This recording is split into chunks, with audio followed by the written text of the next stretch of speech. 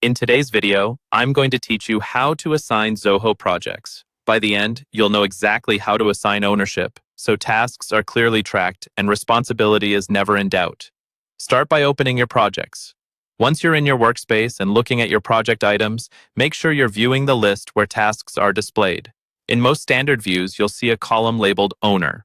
This is the field that tells you who is responsible for the task. Depending on your setup, it may appear near other key fields like status or due date. If you don't immediately see it, try adjusting your view or widening the columns so all fields are visible. Next, click the Owner field for the task you want to assign.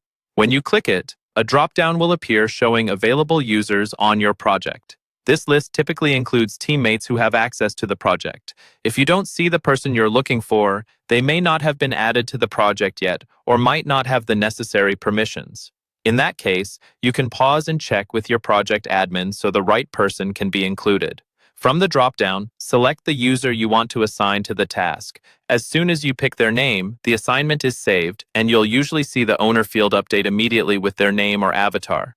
Many teams also have notifications enabled, so the assignee may receive an alert letting them know they've been assigned. That helps the new owner take action without delay. A quick note on terminology.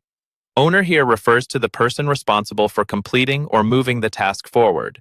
You can update this anytime as priorities change or if work needs to be handed off. Reassigning follows the same process.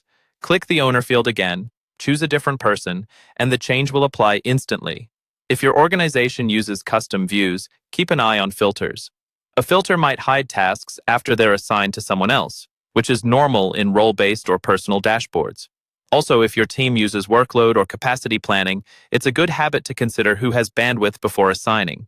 To wrap up, the process is straightforward. Open your projects, locate the Owner column on the task you want to assign, click it, and choose the right teammate from the drop-down.